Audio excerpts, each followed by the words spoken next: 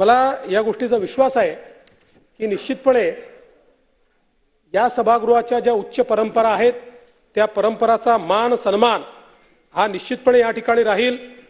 नीती आणि धोरण आखण्याचं जे काम हे सभागृह करतं, कायदे मंडळ म्हणून हे सभागृह जे काम करतं ते काम होईल।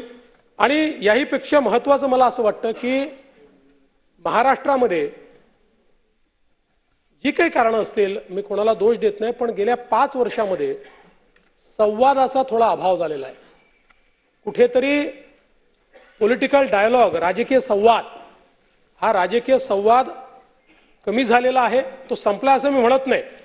महाराष्ट्राच्या राजकारणाचं मला एका गोष्टीकरता नेहमी अप्रूप वाटतं की अनेक वेळा आपण दक्षिणेच्या राज्यांमध्ये बघितलेलं आहे की ज्याला हिंदीत खून के पैसे म्हणतात असे राजकारणी आपण बघितलेले आहेत। महाराष्ट्रात ते कधीच झालं नाही, पण तरी देखील जेवढा सहज संवाद हा आपण महाराष्ट्राच्या राजकारणामध्ये यापूर्वी पाहत होतो तो थोडा कमी झालेला मला वाटतो।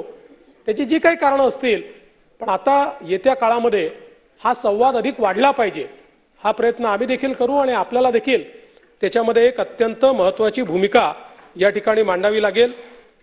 खरं तर महाराष्ट्रामध्ये आपण जो निकाल दिला, जी काही या ठिकाणी डिफेक्शन आणि बाकी गोष्टी होत्या, त्यानंतर जी काही देशातल्या सगळ्या प्रिसाइडिंग ऑफिसर्सची कॉन्फरन्स आली, त्या कॉन्फरन्समध्ये अँटी डिफेक्शनच्या संदर्भातल्या कायद्यांमध्ये अधिक स्पष्टता आली पाहिजे म्हणून देशभरातल्या प्रिसाइडिंग ऑफिसर्सनी एक समिती तयार केली आणि त्या समितीचा अध्यक्ष म्हणून देखील आपल्याला नेमलं।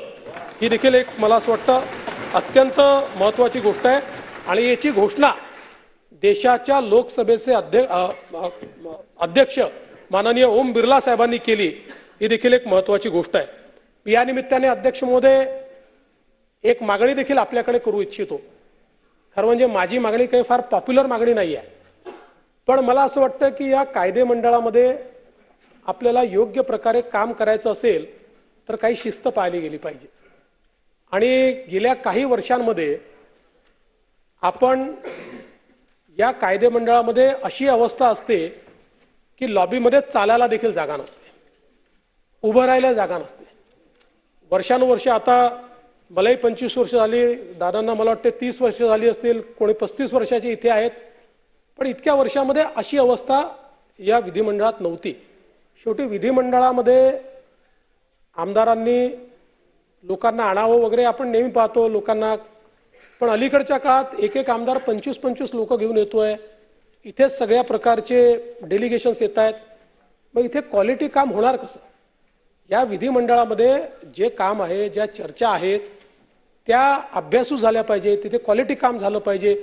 मंत्र्यांकडनं अपेक्षा आहे की त्यांनी चांगलं उत्तर दिलं पाहिजे, पण मंत्र्यांच्या चेंबरमध्ये शिरायला देखील जागा नाही, अशा प्रकारची अवस्था आहे। मला असं वाटतं की कुठेतरी जरी आमदारांना कदाचित त्याचं वाईट वाटलं तरी देखील वर्षानुवर्ष या विधिमंडळाने जी प्रथा परंपरा ठेवलेली आहे की इथे नीट काम झालं पाहिजे, इथे म्हणजे शब्द मी चुकीचा वापरतोय, मला माफ करा, मला शब्द दुसरा आठवत नाही, पण बाजारासारखं वातावरण हे विधानमंडळात असू नये, या दृष्टीने आपण जरूर त्या ठिकाणी लक्ष द्याल ही मला अपेक्षा आहे।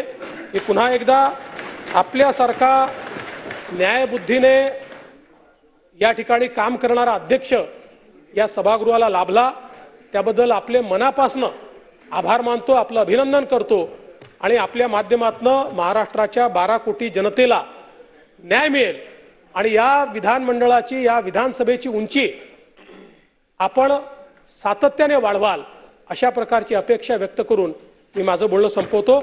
जय हिंद, जय महाराष्ट्र।